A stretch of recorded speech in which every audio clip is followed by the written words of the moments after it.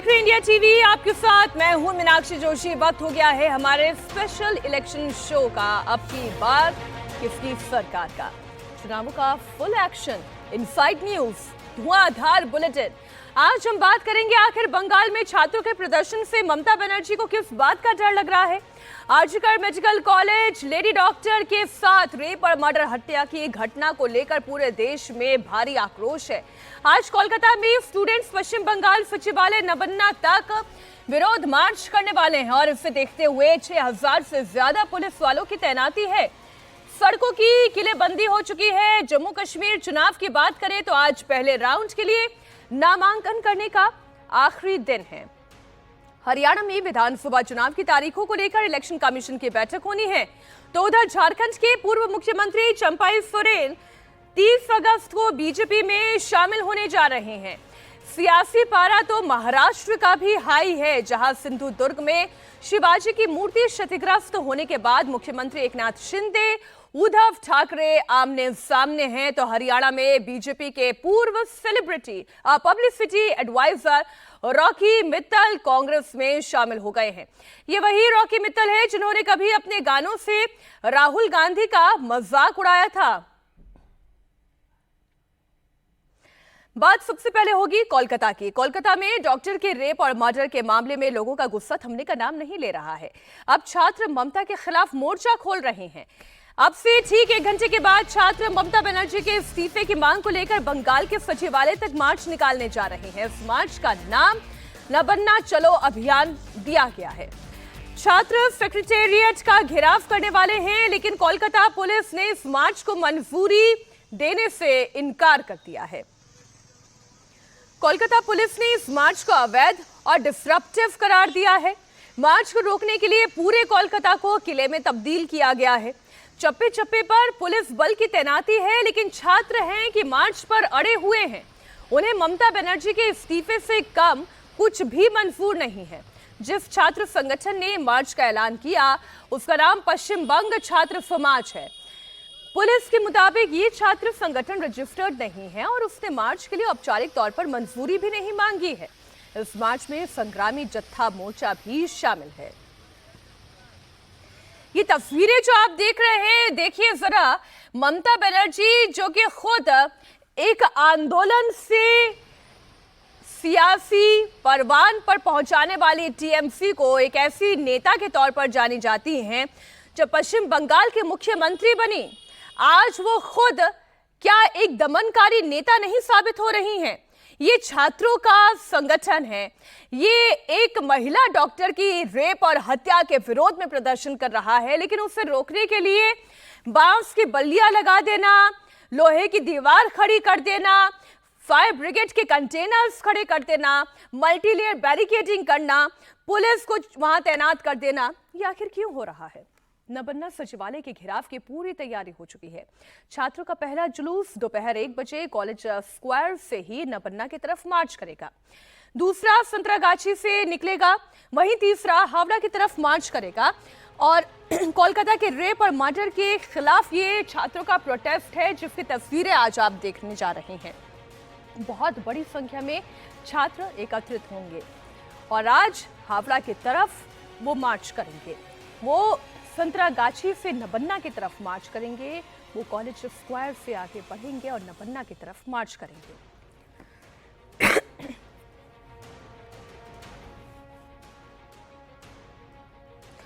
छात्रों के मार्च को देखते हुए इस वक्त पूरे इलाके को छावनी में तब्दील कर दिया गया है। बड़ी खबर यह है कि ममता बनर्जी आज खुद सचिवालय में मौजूद रहेंगी।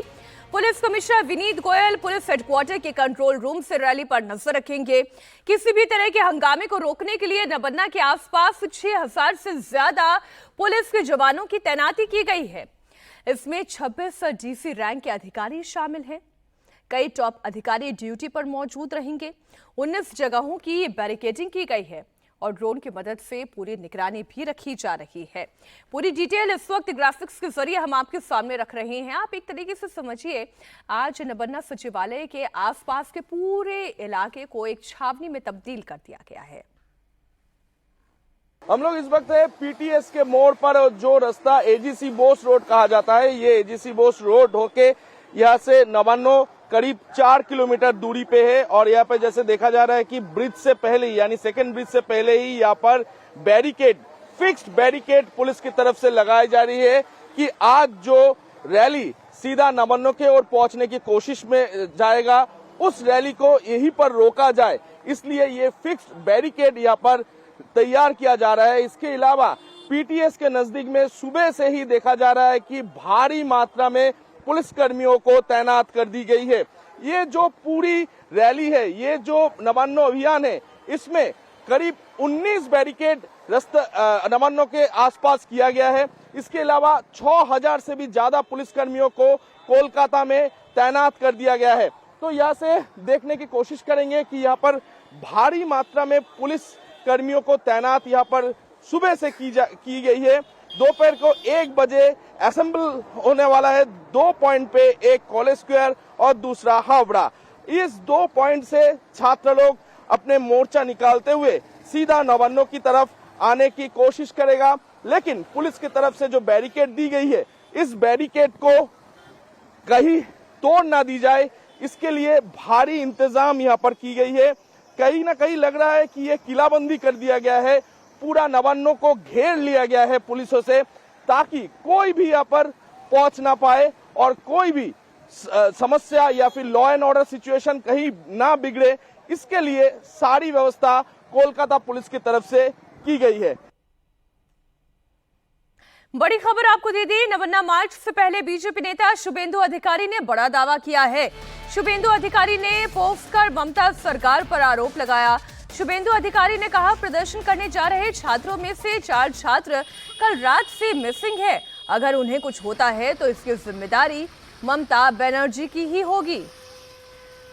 हमारे सहयोगी ओंकार सरकार और मनीष भट्टाचार्य इस वक्त कोलकाता से लाइव जुड़े हुए हैं। ओंकार, इन 4 छात्रों के बारे में कोई जानकारी मिल पाई है? क्या अभी भी ये छात्र मिसिंग बताए जा रहे हैं? देखिए, कुछ देर पहले कौस्तुभ बागची उन्होंने एक एफआईआर भी दर्ज करवाया है कि ये 4 छात्र मिसिंग हैं अभी तक। जैसे कि सुबह में देखा गया, शुभेंदु अधिकारी जो कि विपक्षी नेता है प्रदेश का, उन्होंने दावा किया एक सैंडल पे कि 4 छात्र जो कि कल रात से जो छात्र हावड़ा स्टेशन में पहुंच रहे हैं उनको खाना पानी ये देने का काम कर रहे थे, यानी कि वॉलेंटियर का काम कर रहे थे, वो 4 छात्र कहीं ना कहीं मिसिंग है। तो वो 4 छात्र अभी तक मिल नहीं रही है। उसके बाद ही देखा गया है कि कौस्तुभ बागची ने उन्होंने गोलाबाड़ी थाना यानी कि हावड़ा के गोलाबाड़ी थाना में एक एफआईआर दर्ज करवाया है, जिसमें वो 4 मिसिंग है और इस मिसिंग के बारे में पूछताछ करने के लिए ये एफआईआर दर्ज करवाई दी गई है। यही कौस्तुभ बागची कुछ देर पहले ईमेल के जरिए किया है। तो अभी तक वो 4 छात्रों का पता नहीं चल पाया है। जैसे कि शुभेंदु अधिकारी का दावा है कि वो 4 छात्रों को डिटेन या फिर अरेस्ट कर लिया गया। साथ इन 4 छात्रों के बारे में अभी जानकारी जुटाने का प्रयास चल रहा है। मनीष, अगर इस प्रोटेस्ट की बात करें तो ये प्रोटेस्ट कितना छात्रों के द्वारा संचालित है या इसको कितना पॉलिटिकल सपोर्ट है? देखिए, ये शुरुआत में तो नॉन पॉलिटिकल ही था। तमाम छात्र जो थे पूरे पश्चिम बंगाल से यहाँ पर आ रहे थे और ममता बनर्जी जो है वो मुख्यमंत्री के पद से इस्तीफा दे, ये इनकी मांग थी। लेकिन धीरे धीरे ये पॉलिटिकली बहुत ज़्यादा हो गया है और हालत ये हो गई कि अब तमाम जितने भी नेता हैं जो अपने अपने इलाके के बड़े नेता हैं, उनका सपोर्ट उनको ज़रूर मिला है। बीजेपी ज़रूर ये कह रही है कि हमने डायरेक्ट सपोर्ट नहीं किया है, लेकिन ये माना जा रहा है कि बीजेपी हो या अन्य जो दल हों जो इलाके के, उन्होंने पीछे से सपोर्ट किया है। इसीलिए बड़ी तादाद में ये तमाम जो स्टूडेंट्स हैं वो यहाँ पर आ रहे हैं। और पुलिस भी इसको जिस तरीके की बयान दे रही है कोलकाता पुलिस के, आप देखिए वो ये कह रहे हैं कि छात्रों का आंदोलन है वहाँ तक के सीमित है, लेकिन ये अगर पॉलिटिकली मोटिवेटेड हो रहा है और पॉलिटिकली मोटिवेटेड होने की वजह सिर्फ ये है कि कहीं ना कहीं कोई लॉ एंड ऑर्डर को डिस्टर्ब किया जाए तो उनको एक्शन लेना पड़ेगा। और चूंकि जिस इलाके में ये पूरा आंदोलन करने जा रहे हैं वो वहाँ पर 163 धारा वैसे ही लगी हुई है, यहाँ पर भीड़ इकट्ठा हो नहीं सकती है और इसकी अनुमति भी नहीं मांगी गई कि इस जगह पर प्रोटेस्ट किया जाए। और अगर अनुमति मांगी जाती तो कोलकाता पुलिस इस बात की अनुमति नहीं देती कि नवान्नों के किसी भी इलाके में आसपास चारों तरफ कहीं पर भी वो प्रोटेस्ट कर सके। और इसी के लिए इतना बड़ा तामझाम पुलिस ने खड़ा कर दिया है। अब कोई नेता फिलहाल इसमें यहाँ पर फिजिकली जो है वो यहाँ पर शामिल नहीं होगा, लेकिन ये जरूर माना जा रहा है कि तमाम जो बीजेपी के लीडर्स हों या अन्य लीडर्स हों, उनके तमाम लोग उसमें हो सकते हैं, छात्रों के साथ प्रोटेस्ट कर सकते हैं। छात्रों ने कहा है कि शांतिपूर्वक ये प्रोटेस्ट होगा और कोई बहुत बड़ा कोई इस तरीके से एजिटेशन या सवाल जो मन में पैदा होता है कि आखिर आखिर छात्र ममता बनर्जी सरकार से संतुष्ट क्यों नहीं है, आखिर क्या कारण है और ममता बनर्जी खुद इतनी डरी हुई क्यों है कि छात्रों के इस आंदोलन को रोकने के लिए इतनी मल्टी लेवल बैरिकेडिंग कर दी गई है। आप बने रहिए हमारे साथ मनीष और ओंकार। छात्रों का मार्च रोकने के लिए कोलकाता में कई लेयर की बैरिकेडिंग की गई है। पहले लोहे के स्टैंड लगाए गए हैं और फिर बांस की बल्लियां बांधी गई है। ये लाइव तस्वीरें आप देख रहे हैं। ऐसा नहीं कि ये तैयारी जो है केवल अभी हो रही है, ये कल रात से तैयारी चल रही है। अब आप ये देखिए, लोहे की बैरिकेडिंग हो रही है, ये सलाखों से आप देख रहे हैं। आखिर में कटीले तारों का घेरा भी लगाया गया है। इसके साथ ही पुलिस के जवानों को मुस्तैद रखा गया है। छात्रों को रोकने के लिए आंसू गैस के गोले तैयार किए गए हैं। सोचिए, हमारे देश के छात्र हैं, उन्हें रोकने के लिए कटीले तार और आंसू गैस के गोले तैयार किए गए हैं। फायर ब्रिगेड की गाड़ियों को मौके पर तैनात किया गया है। बैरिकेडिंग की वजह से जगह जगह सड़कें बंद है। सड़कें बंद है तो आवाजाही ठप है। प्रोटेस्ट की वजह से ये नौबन्ना के आसपास पहुंचने वाले जितने रास्ते हैं वहां पर कुछ खास तरीके की बैरिकेडिंग की गई है, जिसकी तस्वीरें आप देख रहे हैं। तो बैरिकेडिंग को तो देखकर ऐसा लग रहा है कि आसान नहीं होगा इन छात्र संगठनों का, इन छात्रों का इस प्रोटेस्ट को सचिवालय तक लेकर जाना। लेकिन आज बहुत रस्साकशी आप देखने जा रहे हैं। सड़कों पर निकलने वाली ममता बनर्जी, जो खुद एक आंदोलन की लीडर रह चुकी हैं, वो आज छात्रों से डरी हुई हैं। वो छात्रों को आगे नहीं बढ़ने देना चाहती हैं। वो सचिवालय का घेराव नहीं होने देना चाहती हैं। आखिर ममता बनर्जी क्यों डरी हुई हैं? इन तस्वीरों को देखकर क्या ये सवाल आपके मन में नहीं आता? ये लाइव तस्वीरें आप देख रहे हैं, जहां पर ये देखिए लोहे के दरवाजे एक के ऊपर एक जो है वो बांधे जा रही है। बैरिकेड्स हैं और इन बैरिकेड्स को एक के साथ एक बांधा जा रहा है और इतने पे बात खत्म नहीं हो जाएगी। बांस की बल्लियां हैं, फिर आगे कटीले तार भी लगाए जाएंगे और कोशिश ये है कि आगे छात्र बढ़ने ना पाए, एक कदम आगे बढ़ाने ना पाए। ओंकार, ये ममता बनर्जी का स्वरूप तो नहीं है।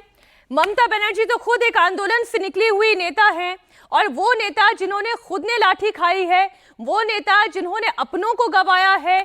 जब वो वामपंथियों के खिलाफ सड़कों पर प्रदर्शन करने निकलती थी, आज वो खुद छात्र संगठनों को रोकने के लिए बड़े बड़े कटीले तार लगवा रही हैं। क्यों डरी हुई है ममता बनर्जी? देखिए मीनाक्षी, जैसे कि देखा गया है, ममता बनर्जी की तरफ से कोई इसको लेकर टिप्पणी नहीं आया है। लेकिन जहां तक ये जो छात्रों को रोकने का सवाल आता है, कोलकाता पुलिस के पास जो खबरें आ रही है लगातार, उनमें ये खबरें आ रही है कि छात्रों की इस आंदोलन के आड़ पे कहीं ना कहीं कुछ पॉलिटिकल मोटिवेटेड लोग भी इसमें शामिल हो सकते हैं, जिसके चलते लॉ एंड ऑर्डर सिचुएशन बिगड़ सकती है। तो इसी को मद्देनजर रखते हुए ये सारे इंतजाम की गई है। मेरा कैमरा पर्सन सुजीत दास को दिखा रहे हैं हम लोग को, दर्शकों को, कि देखिए यहाँ पर कितनी बड़ी बैरिकेड लगाई गई है। ये स्टैंड रोड है और स्टैंड रोड में काफी बड़ी बैरिकेड यहाँ पर लगाई दी गई है और काफी भारी मात्रा में पुलिस कर्मियों का तैनात भी यहाँ पर की गई है। तो यहाँ पर जैसे कि अभी तक रास्ता हाफ खुला हुआ है, लेकिन यहाँ पर आखिर छात्र पहुंच जाते हैं तो ये रास्ता भी बंद कर दी जाएगी। तो ऐसे में देखा जा रहा है कि भारी मात्रा में पुलिस कर्मियों की तैनात यहाँ पर की गई है। लाठी लेके वो लोग यहाँ पर पहुंचे हुए हैं। करीब 6000 पुलिस कर्मियों को आज कोलकाता के विभिन्न पॉइंट पे रखा जा रहा है और 19 बैरिकेड ऐसे करके किया गया है। और इसके साथ साथ मैं और भी कुछ विजुअल दिखाने की कोशिश करूंगा कि यहाँ पर जैसे कि देखा जा रहा है, रैफ का जो तैनात है, रैफ को तैनात किया गया है। इसके अलावा जैसे कि देखा जा रहा है कि वाटर कैनन वो भी यहाँ पर लगाया गया है कि छात्र आखिर यहाँ तक पहुंच जाए तो उनको इस वाटर कैनन के जरिए यहाँ पर रोक दी जाए, इसी के लिए भी व्यवस्था की गई है। यानी कि कोलकाता पुलिस की तरफ से सभी व्यवस्थाएं की गई है, क्योंकि कहीं ना कहीं कोलकाता पुलिस के पास ये खबर है कि ये छात्र आंदोलन के आड़ पे कहीं ना कहीं कुछ पॉलिटिकल मोटिवेटेड लोग इसमें शामिल हो सकते हैं और इस शामिल होके ये जो लॉ एंड ऑर्डर सिचुएशन है वो कहीं ना कहीं बिगड़ सकती है। तो इसके लिए ही आज कोलकाता पुलिस की तरफ से सभी व्यवस्थाएं की गई है। जैसे कि मैंने कह रहा था कि 19 बैरिकेड किए गए हैं नवान्नों के आसपास, 6000 पुलिस कर्मियों को तैनात किया गया है। बिल्कुल ओंकार, आप बने रहिए हमारे साथ। वहीं नवन्ना अभियान को कोलकाता पुलिस ने अवैध करार दे दिया है। कोलकाता पुलिस का कहना है कि छात्रों को प्रोटेस्ट की इजाजत नहीं है। कोलकाता पुलिस ने खुफिया जानकारी के आधार पर इस दौरान हिंसा और अराजकता की भी आशंका जताई है। बड़ी खबर आपको दे दें, पुलिस ने अभी तक इन छात्रों को प्रोटेस्ट करने की इजाजत नहीं दी है। इसके बावजूद ये प्रोटेस्ट के लिए आगे बढ़ रहे हैं और ऐसे में पुलिस को इन्फो ये है कि अराजकता और हिंसा भी हो सकती है।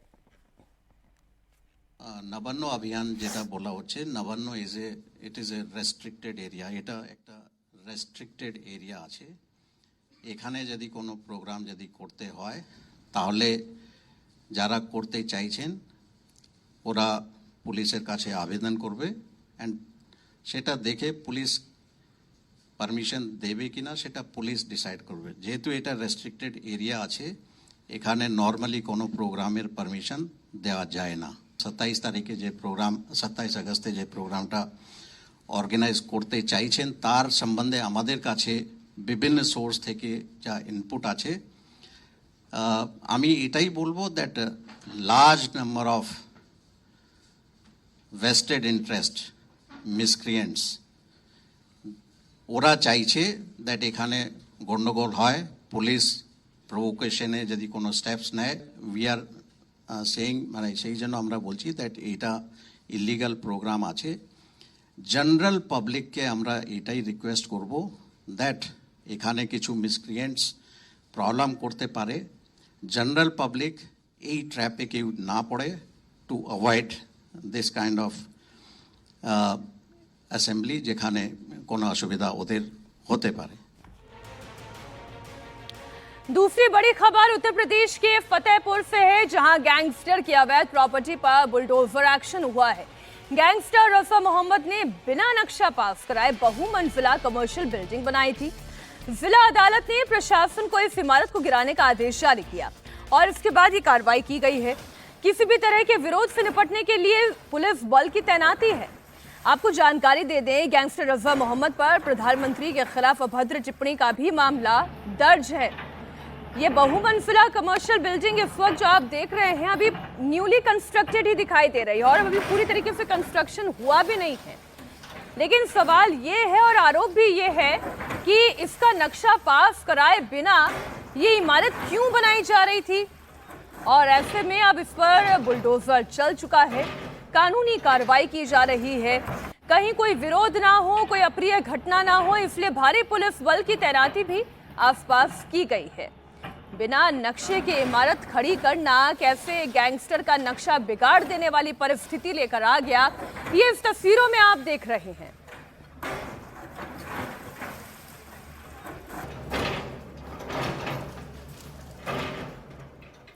और आइए अब आपको लेकर चलती हूं चुनावी राज्य जम्मू कश्मीर, जहां विधानसभा चुनाव से पहले चरण के नामांकन का आज आखिरी दिन है। जम्मू कश्मीर में पहले चरण में 18 सितंबर को 24 सीटों के लिए मतदान होना है। आज सभी दलों की तरफ से ताबड़तोड़ नामांकन होने की पूरी उम्मीद दिखाई दे रही है। बीजेपी हो, कांग्रेस हो, नेशनल कॉन्फ्रेंस हो, जिनकी कल ही लिस्ट जारी हो गई है। कल ही दिन में भारी हंगामे के बाद बीजेपी ने अपने 44 उम्मीदवारों की लिस्ट पहले तो जारी की और फिर वापस भी ले ली थी और फिर 16 कैंडिडेट की एक लिस्ट जारी कर दी थी। इसके बाद कांग्रेस ने आधी रात के बाद 9 उम्मीदवारों की सूची जारी की। कल शाम को कांग्रेस का नेशनल कॉन्फ्रेंस के साथ गठबंधन हुआ और इसके मुताबिक कांग्रेस 32 सीटों पर, नेशनल कॉन्फ्रेंस 51 सीटों पर चुनाव लड़ने जा रही है। केसी वेणुगोपाल को इस वक्त आप फारूक अब्दुल्ला के साथ देख रहे हैं। कल की मीटिंग दोनों के बीच में हुई है क्योंकि सीटों को लेकर भी कुछ असमंजस की परिस्थिति दोनों दलों के बीच में बन रही थी और केसी वेणुगोपाल को इसलिए भेजा गया। काफी रस्साकशी के बाद कांग्रेस और नेशनल कॉन्फ्रेंस के बीच सीटों के तालमेल का ऐलान हो गया है। कल कांग्रेस के संगठन महासचिव केसी वेणुगोपाल और सलमान खुर्शीद ने दिन भर नेशनल कॉन्फ्रेंस के अध्यक्ष फारूक अब्दुल्ला के साथ बैठक की और इसके बाद गठबंधन का औपचारिक ऐलान किया गया। दोनों दलों के बीच राज्य के कुल 90 में से 83 सीटों पर गठबंधन हुआ है। इसमें कांग्रेस 32 सीटों पर चुनाव लड़ेगी तो नेशनल कॉन्फ्रेंस 51 सीटों पर अपने उम्मीदवार उतारने जा रही है। इसके अलावा 5 सीटों पर दोनों अपने अपने उम्मीदवार उतारेंगे। वो 5 सीटें कौन सी है, आइए जरा बड़ी स्क्रीन पर आपको लिए चलती हूं। आपको बता दें कि इन सीटों पर नेशनल कॉन्फ्रेंस और कांग्रेस के बीच में फ्रेंडली फाइट है, वो भी आपको बता दें। डोडा, नगरोटा, बनिहाल, सोपोर और भद्रवा, ये वो सीटें हैं जहां पर फ्रेंडली फाइट है। बाकी की 2 सीटों में से एक सीट सीपीआईएम और एक सीट पैंथर्स पार्टी के लिए छोड़ी जाएगी। तो यहां पर पूरा डिसीजन सामने आ चुका है, क्योंकि आज नॉमिनेशन का आखिरी दिन है। पहले चरण के मतदान से पहले आज ताबड़तोड़ नॉमिनेशन। इंडियन गठबंधन जो है वो बना इसीलिए था कि हम लोग उन फोर्सेस को जो कम्युनल डिवाइड और मुल्क को टुकड़ा करना चाहते हैं उनसे लड़ेगा। आज खुशी की बात है कि हम लोगों ने नेगोशिएशंस पूरे कर दिए हैं और बड़ी ही अच्छे कॉर्डियल एटमॉस्फेयर में हम लोग ने जो है कोऑर्डिनेशन कर दिया है और कांग्रेस और नेशनल कॉन्फ्रेंस इकट्ठे इलेक्शन लड़ेंगे। नेशनल कॉन्फ्रेंस के साथ गठबंधन के बाद कांग्रेस ने कल रात अपने 9 उम्मीदवारों की पहली लिस्ट जारी कर दी है। जम्मू कश्मीर में पहले चरण में कश्मीर घाटी में मतदान होना है, इसलिए पहली लिस्ट में घाटी के उम्मीदवारों को ही तरजीह दी गई है। कांग्रेस ने पार्टी महासचिव गुलाम अहमद मीर को डोरू सीट से उम्मीदवार बनाया है, तो जम्मू कश्मीर के पूर्व अध्यक्ष विकार फूलवानी को बनिहाल से टिकट दिया गया है। कांग्रेस ने त्राल सीट से सुरिंदर सिंह चन्नी को मौका दिया है, तो अनंतनाग से पीरसादा मोहम्मद सईद और देवसर से अमानुल्लाह को मैदान में उतारा गया है। पहले चरण में 24 सीटों पर मतदान होना है। इसमें कांग्रेस और नेशनल कॉन्फ्रेंस ने गठबंधन के बाद अपने ज्यादातर उम्मीदवार उतार दिए हैं, लेकिन बीजेपी ने अभी तक केवल 16 उम्मीदवारों की ही लिस्ट जारी की है।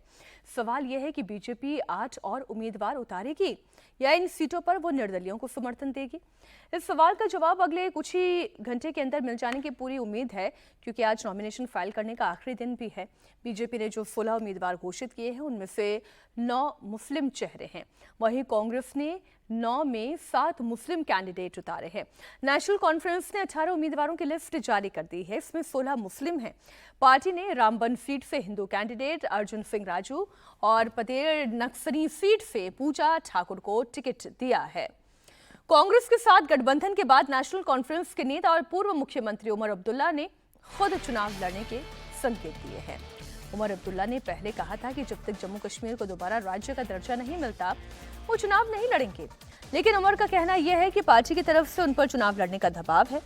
साथ ही उमर अब्दुल्ला ने कहा कि जिस विधानसभा को वो नहीं मानते वहां वो अपनी पार्टी को चुनाव लड़ने के लिए कैसे कह सकते हैं, इसलिए अगर वो चुनाव नहीं लड़ते हैं तो ये लोगों के साथ धोखा होगा।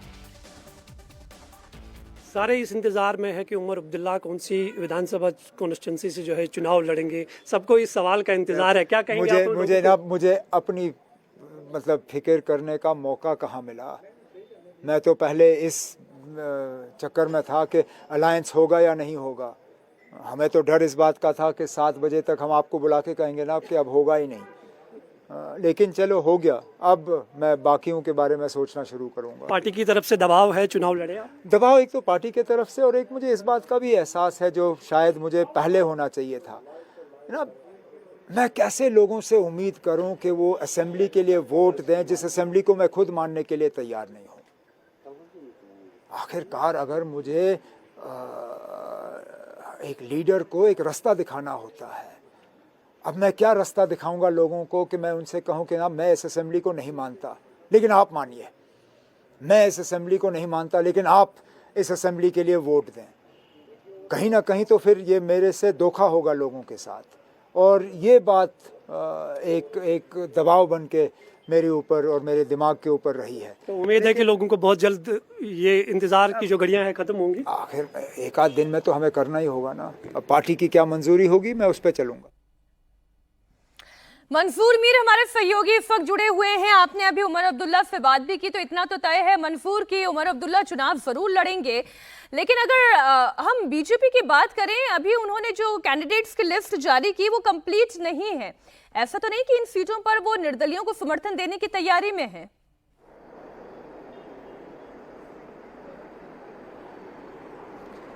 देखिए मीनाक्षी, जम्मू कश्मीर में 10 सालों के बाद होने ये वाले ये चुनाव बेहद महत्वपूर्ण भी है और काफ़ी दिलचस्प भी प्रतिदिन बनते जा रहे हैं। एक तरफ से नेशनल कॉन्फ्रेंस और कांग्रेस का अलायंस हो चुका है, दूसरी तरफ से बीजेपी जो है वो अपने दम पर पूरे JNK में जो है ये चुनाव लड़ना चाहते हैं। हालांकि उन्होंने कश्मीर रेंज में जो है कुछ नए चेहरों को टिकट दिया है और उनका आज पहले फेज़ के लिए जो है वो अपना नामांकन पत्र भरेंगे और निसंदेह ही जो है ये कोशिशें सभी पार्टियों की तरफ से है कि वो इस बार अच्छा प्रदर्शन जो है इन चुनावों में करे। जहाँ तक उमर अब्दुल्ला की बात है, उमर अब्दुल्ला ने पहले ये साफ कर दिया था कि जब तक UT है तब तक वो चुनाव नहीं लड़ेंगे, लेकिन कल जब हमने उनसे बात की तो उन्होंने ये कहा कि उनकी पार्टी की तरफ से उन्हें दबाव है, फारूक अब्दुल्ला की सेहत भी ठीक नहीं है और सबसे बड़ा चेहरा जो नेशनल कॉन्फ्रेंस में है वो उमर अब्दुल्ला और फारूक अब्दुल्ला है। तो ऐसे में उन्होंने ये वो जो कह रहे हैं कि जिस असेंबली को वो खुद नहीं मान रहे उसके लिए वो लोगों को कहे कि वो वोट करें, उस असेंबली को माने, तो इम्पोर्टेंट ये है, उनका भी मानना जरूरी है। वो चुनाव लड़ रहे हैं, अच्छी बात है। मंसूर, बहुत शुक्रिया पूरी जानकारी के लिए आपका।